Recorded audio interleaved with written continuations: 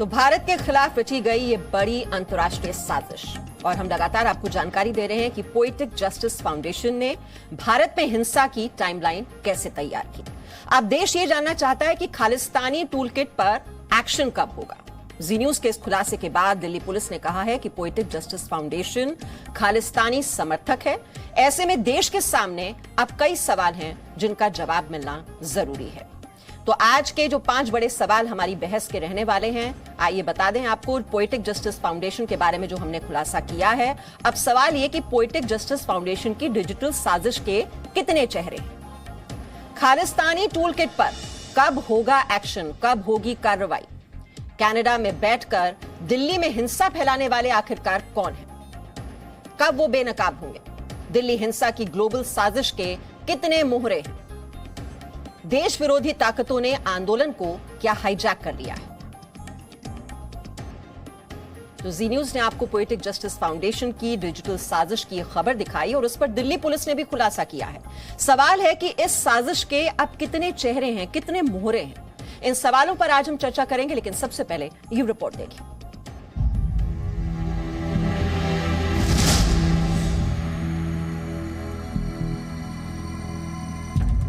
किसने रची भारत के खिलाफ साजिश?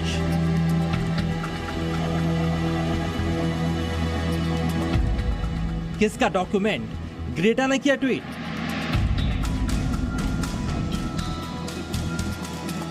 इक्कीस पन्नों में साजिश का पूरा सच।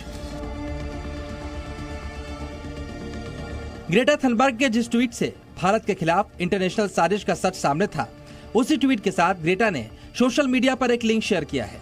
उस पर क्लिक करने से एक पेज खुल गया। उस पेज में किसान आंदोलन के बारे में कुछ बातों के अलावा हैशटैग आस्क इंडिया वाई भी दिया गया था। Stay with them, stand with them, इस तरह के हैशटैग के साथ ट्वीट करने शुरू किए। लेकिन ग्रेटा थनबर्ग ने जो ट्वीट किया, उस ट्वीट के नीचे उन्होंने एक लिंक छोड़ा और उस लिंक ने हमें वहां तक पहुंचाया जहां आप लोगों का पहुंचना जहां तक बहुत जरूरी है, ताकि हम इसको डिकोड कर पाएं कि 26 जनवरी 2021 से लेके और अब तक, या फिर 26 जनवरी 2021 से पहले कैसे प्लान हुआ है ये सब कुछ। किसान आंदोलन के नाम पे देश में दंगा भड़काने की प्लानिंग हुई कैसे है। हैशटैग आस्क इंडिया वाई को कॉपी करने के बाद हमने इसके बारे में गूगल पर जानकारी तलाश करनी शुरू की, तो हमें आस्क इंडिया वाई नाम से एक वेबसाइट भी मिली, cryptpad.fr/pad। और ये पूरा लिंक जो है, ये लिंक हमें कहां तक लेके जाता है, ये उनके ट्वीट के साथ जो उन्होंने ये कॉपी करके और ये लिंक अपने इस ट्वीट में अटैच किया हुआ है, ये लिंक हमें लेके कहां जाता है, वो देखना और समझना बहुत जरूरी है। हैशटैग आस्क इंडिया वाई की वेबसाइट के मुख्य पेज पर 26 जनवरी को दिल्ली हिंसा के समर्थन में कुछ बातें लिखी हुई थी। वेबसाइट पर एक संगठन पोएटिक जस्टिस फाउंडेशन का नाम लिखा था। पोएटिक जस्टिस फाउंडेशन के बारे में गूगल पर जब हमने जानकारी जुटाने की कोशिश, तो हमें इस नाम से एक वेबसाइट और वेबसाइट पर एक लिंक मिला। ये लिंक ही भारत के खिलाफ सबसे बड़ी साजिश का दस्तावेज है। इस समय मेरे हाथ में 21 पन्नों का एक पावर पॉइंट प्रेजेंटेशन है, जिसे एक संगठन ने तैयार किया है। यह संगठन एक एनजीओ है जिसका नाम है पोएटिक जस्टिस फाउंडेशन। और सबसे अहम, ये वही संस्था है जिसने हैशटैग आस्क इंडिया वाई अभियान शुरू किया, और इसका जिक्र ग्रेटा थनबर्ग द्वारा शेयर किए गए डॉक्यूमेंट में भी था। इसलिए सबसे पहले 21 पन्नों के दस्तावेज में लिखी सबसे महत्वपूर्ण बातों को समझिए। इसके पेज नंबर 9 पर इस साजिश के ऑब्जेक्टिव्स बताए गए हैं। हिंदी में इसका अर्थ होता है उद्देश्य, यानी इसके पेज नंबर 9 पर 6 उद्देश्य बताए गए हैं, जिनमें चौथा बिंदु सबसे ज्यादा खतरनाक है और इसमें लिखा है, दुनिया में भारत की योगा और चाय वाली सकारात्मक छवि पर निशाना साधना है। चाय और योगा वाली छवि को बदनाम करके खत्म करने की साजिश रची जा रही है। योगा और चाय भारत की सॉफ्ट पावर है। हर साल 21 जून को अंतर्राष्ट्रीय योग दिवस मनाया जाता है। ये कहता है कि भारत की जो एक आम छवि बन गई है दुनिया के दिमाग में, वो योगा वाली और चाय वाली छवि बन गई है, और हमें भारत की इस योगा और चाय वाली छवि को नष्ट करना है, इसे खत्म कर देना है। ये जो सकारात्मक छवि है योगा और चाय वाली, भारत की इस छवि को खत्म करना है। सोचिए इनके इरादे कितने खतरनाक हैं।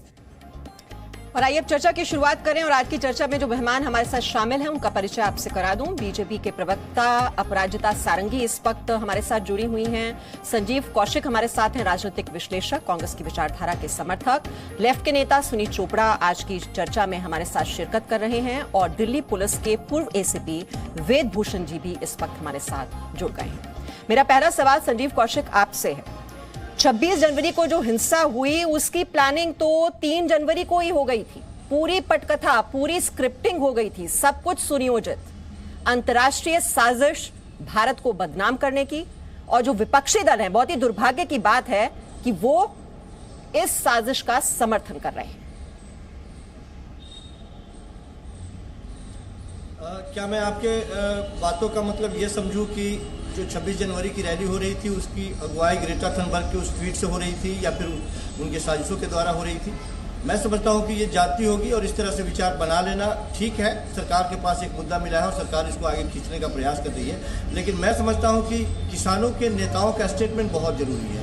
उन्होंने क्या कहा? उन्होंने स्पष्ट रूप से कहा है कि मैं किसी भी इस तरह के स्टेटमेंट के साथ में मैं नहीं जाना चाहता और मेरे समर्थन में यदि कोई कुछ लिखता है तो वो मेरी जवाबदेही नहीं है, कोई कुछ भी लिखे। और इतिहास में भारत का यही रहा है, किसी भी भारत के आंदोलन को किसी भी विदेशियों के ताकत की जरूरत नहीं है। भारत के लोग इतने सक्षम हैं और खास करके किसानों का आंदोलन जो चल रहा है वो इतना सक्षम है कि अपने बल पे उसको अपने अंजाम तक ले जाए। संजीव कौशिक जी, लेकिन सवाल तो यहाँ पर यह है ना कि रिमोट कंट्रोल किसी और के हाथ में है। उस रिमोट कंट्रोल के जरिए सब कुछ चीजें कंट्रोल की जा रही हैं। अब किस तरह से आंदोलन आगे बढ़ना है, अगर वो 3 जनवरी को ही तय हो जाता है, और कैसे हिंसा करनी है, अगर ये दुष्प्रचार किया जा रहा है, तो फिर यहाँ जवाबदेही क्या विपक्षी दलों की नहीं बनती, या उनकी जिम्मेदारी बस ये है कि सरकार को घेरते जाइए और आंदोलन को शह देते जाइए, भड़काते जाइए? मीमांसा जी, सरकार केवल आंदोलन को बदनाम करने के अलावा कुछ नहीं कर पा रही है। दिक्कत यही है कि जिन चीज़ों के सहारे सरकार अभी तक अपने आप को स्मार्ट बनाती और मानती चली आई है, हर मोर्चे पर यहाँ विफल होती हुई दिखाई दे रही है सरकार। आप हमें बताइए कि इतने प्रचंड बहुमत से काबिज सरकार एक ट्वीट से डोल जाती है। गृह मंत्री से लेकर के MEA से लेकर के वित्त मंत्री तक इसके बारे में सफाई देना शुरू कर देते हैं। हम ये सिर्फ कह रहे हैं कि क्या इस आंदोलन को चलाने के लिए विदेशी ताकतों की जरूरत है या फिर उसके तय ही ये आंदोलन चल रहा है? ऐसा बिल्कुल नहीं है।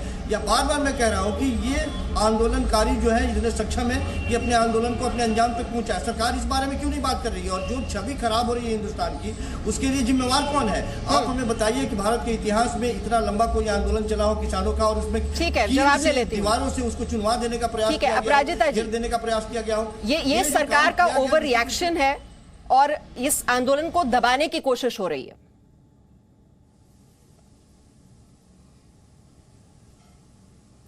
आप सबको नमस्कार। सर्वप्रथम मैं जी न्यूज़ समूह को बहुत धन्यवाद देना चाहूँगी। जिस तरह का रिलेशन, जिस तरह का संबंध हमारे फर्जी किसान गैंग और देश विरोधी ताकतों के बीच है, उसको आप उजागर करने का प्रयास कर रहे हैं और हम सब आपके शुक्रगुजार हैं। देखिए, ये जो अनैतिक संबंध फर्जी किसान गैंग और देश विरोधी ताकतों के बीच में है, यह हम हर न्यूज़ चैनल पर कहते आ रहे हैं। बीजेपी का हर व्यक्ति यह कहता आ रहा है। हमने ये उपलब्धि की थी और आज देखिए सारी बातें उजागर हो गई हैं। देश की एकता, अखंडता और संप्रभुता के साथ समझौता न करते हुए हम संवाद के लिए तैयार हैं, तैयार बैठे हैं, दुकान खोलकर बैठे हैं, घर खोलकर बैठे हैं। हम चाहते हैं कि हमारे साथ विचार विमर्श हो, संवाद हो और संवाद के जरिए इस समस्या का समाधान हो। देखिए, आज के परिप्रेक्ष्य में देश में कोई भी व्यक्ति नहीं है जो किसान बंधु का, अन्नदाता का विरोध करे, लेकिन फर्क इतना है कि कौन लोग हैं जो शांतिपूर्ण बातचीत करना चाहते हैं और शांतिपूर्ण बातचीत के माध्यम से समाधान करना चाहते हैं, और कौन वे लोग हैं जो अशांति, जो हिंसा, जो राजनीति के माध्यम से यह करना चाहते हैं। दुख की बात यह है कि ये जो देश विरोधी ताकतें हैं जिनकी बातें उजागर हो गई हैं, मैं पुनरावृत्ति नहीं करूंगी, सारा देश जान गया है, इसके साथ विपक्षी दल भी मिले हुए हैं। अभी देखिए, इस समस्या का या इस मसले का राजनीतिकरण न हो, अभी हमारे देश की संप्रभुता, एकता, अखंडता और शांति का सवाल है। हम सब भारतवासी एक होकर इन अंतर्राष्ट्रीय विरोधी शक्तियों का डट के मुकाबला करें। अभी हम सबको अनुरोध करेंगे, भारतीय जनता पार्टी की प्रवक्ता के तौर पर हम सबको अनुरोध करेंगे कि भारत सरकार, आदरणीय प्रधानमंत्री मोदी जी की सरकार के साथ सहयोग करें और इन्हें हम सब मिलकर मुंह तोड़ जवाब दें। जी सुनील चोपड़ा जी, मिलकर जवाब तो लेकिन दिया नहीं जा रहा है। विपक्षी दलों को अंतर्राष्ट्रीय साजिश का हिस्सा बनना चाहिए या देश के साथ खड़ा होना चाहिए? इन्होंने दीप सिद्धू का नाम क्यों नहीं लिया? दीप सिद्धू के क्या लिंक थे, किसके साथ थे? और पंजाब के मुख्यमंत्री ने साफ सरकार को बोला कि आपने इन ऑर्गेनाइजेशंस को अनलॉफुल सिर्फ बनाया है, टेररिस्ट क्यों नहीं कहा? और आपको मालूम है इन्होंने केसेस किए हैं, और इन्होंने जो केसेस किए हैं मनमोहन सिंह जी के खिलाफ, कमलनाथ के खिलाफ, सोनिया गांधी के खिलाफ भी किए हैं। तो मेरा ये कहना ही क्या है, आप ऐसे लोगों को सिर्फ अनलॉफुल कह रहे हैं, क्या मतलब है? सुनील चोपड़ा जी, मेरा सवाल आपसे अंतर्राष्ट्रीय साजिश के बारे में है। आप उसके बारे में कुछ बोलेंगे या नहीं बोलेंगे? आपने देखा होगा ना, ग्रेटा थनबर्ग ने जो ट्वीट किया वो बकायदा 21 पेज का डॉक्यूमेंट जिसमें पूरी साजिश का खुलासा हो गया। आप उस पर कुछ बोलेंगे या नहीं बोलेंगे? क्या कर रहा था वहां, क्यों नहीं इन्होंने रोका? सुनील चोपड़ा जी, पहले ये तो जवाब दे दीजिए ना। तो हाँ, एक और जवाब, अंतर्राष्ट्रीय साजिश हो रही है या नहीं हो रही है? मुझे हाँ या ना में जवाब दे दीजिए। अंतर्राष्ट्रीय साजिश नहीं है, ये लोग अंतर्राष्ट्रीय ग्रुप्स हैं। जरूर अंतर्राष्ट्रीय साजिश तब होती है जब आप मोदी जी की तरह जाके अमेरिका जाते हैं और कहते हैं अब की बार ट्रंप सरकार। ये है अंतर्राष्ट्रीय साजिश। सुनील चोपड़ा जी, ग्रेटा थनबर्ग ने जो डॉक्यूमेंट शेयर किया अपने ट्वीट में और जिस तरह से कनेक्शन जुड़ रहे हैं पोएटिक जस्टिस फाउंडेशन के बारे में, आप कुछ बोलेंगे या नहीं बोलेंगे? मैंने कहा या उस बारे में आप चुप्पी साध लेंगे? आपने देखा है ना वो डॉक्यूमेंट शेयर किया गया, पूरा प्लान किस तरह से 3 जनवरी से ये बनना शुरू हो गया था। नहीं, आप इसकी निंदा करेंगे या नहीं करेंगे सुनील चोपड़ा जी? तूने बीजेपी की इलेक्शन जिताई थी सनी देओल की। आप सिर्फ दीप सिद्धू पर आपका रिकॉर्ड यहाँ पर अटक गया है। मैं आपसे पूछ रही हूँ अंतर्राष्ट्रीय साजिश के बारे में आप क्या कहेंगे, या आप नहीं बोलना चाहते?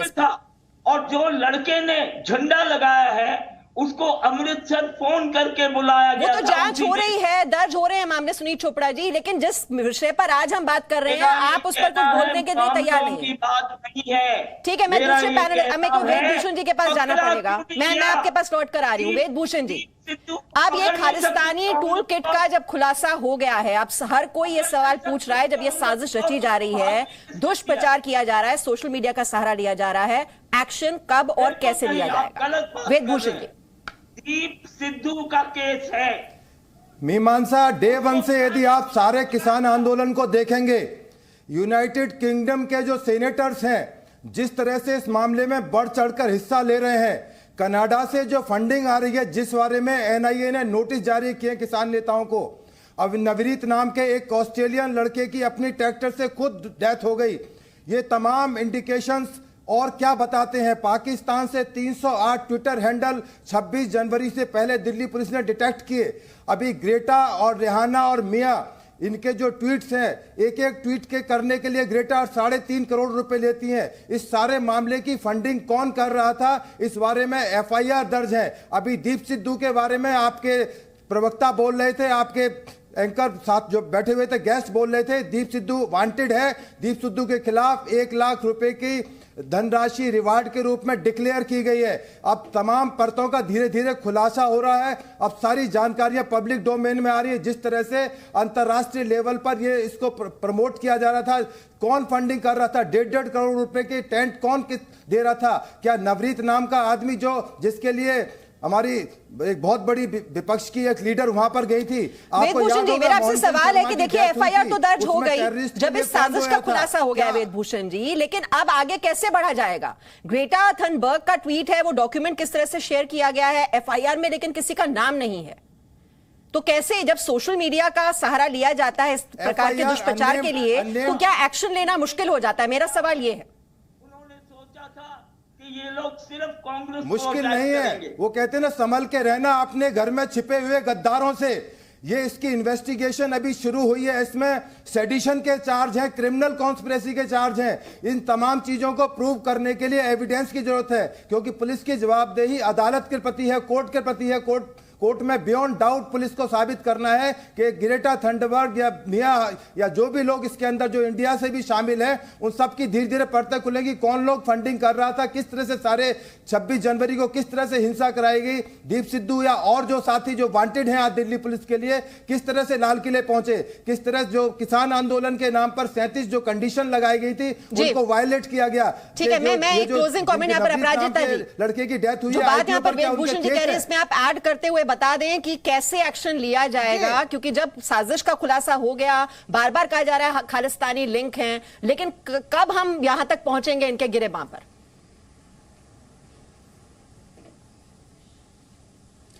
देखिए, जो जनवरी 26 को दुर्भाग्यजनक घटना हुई, हम सब उससे वाकिफ हैं, अवगत हैं, और हम सब ने भर्त्सना की है, हर एक भारतवासी ने इसकी भर्त्सना की है।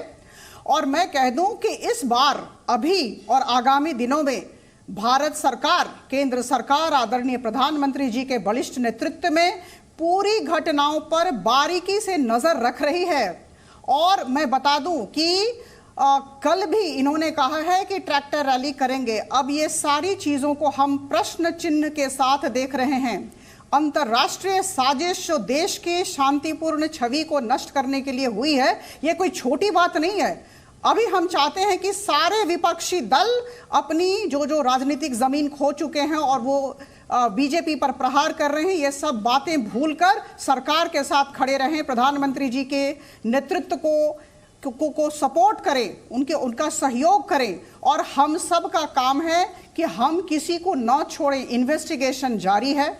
आप सबने एमएचए के स्पोक्स पर्सन को सुना, श्री अनुराग श्रीवास्तव जी को, आज सारे पेपर में उनके वक्तव्य आए हैं। हम सब ने जो स्पेशल पुलिस कमिश्नर है यहाँ के दिल्ली के, उनको भी सुना, एफआईआर रजिस्टर हुआ है। लेकिन मैं कह दूं, मैं प्रशासनिक सेवा में 25 साल रही हूँ। हर इन्वेस्टिगेशन का तौर तरीका होता है। हमारे पूर्व एसीपी भी यहाँ मौजूद हैं, वो ठीक जानते हैं, तौर तरीका होता है। और हम सब प्रशासन पर, शासन पर, आदरणीय प्रधानमंत्री जी के नेतृत्व पर भरोसा रखें, और हम सब सबका सहयोग चाहते हैं। किसी को बख्शा नहीं जाएगा। हम बहुत सख्ती के साथ तो कुल मिलाकर किसान तो बहाना है, लेकिन देश को बदनाम करना है। अंतर्राष्ट्रीय साजिश का खुलासा हुआ है, किस तरह से जो तार हैं वो खालिस्तानी समर्थकों के साथ जुड़ रहे हैं। ये एनजीओ का नाम सामने आया है, पोएटिक जस्टिस फाउंडेशन, और इसके जो क्रिएटर्स हैं उनके खिलाफ मामला भी दर्ज हो गया है। कुछ अज्ञात एफआईआर भी दर्ज हुई हैं। ग्रेटा थनबर्ग का हालांकि नाम इसमें नहीं है, लेकिन जिस तरह से चाय और योग वाली जो देश की छवि है, सकारात्मक छवि, उसको नुकसान पहुंचाने की ये साजिश है, इसका खुलासा हुआ इस 21 पेज के डॉक्यूमेंट में। ऐसे में हर देशवासी ये चाहता है कि जो साजिश करता है उनकी जल्द से जल्द गिरफ्तारी होनी चाहिए, उनके खिलाफ कार्रवाई होनी चाहिए। बहुत बहुत शुक्रिया सभी मेहमानों का चर्चा में शामिल होने के लिए। Presenting B News app available on Google Play and App Store. Download it now.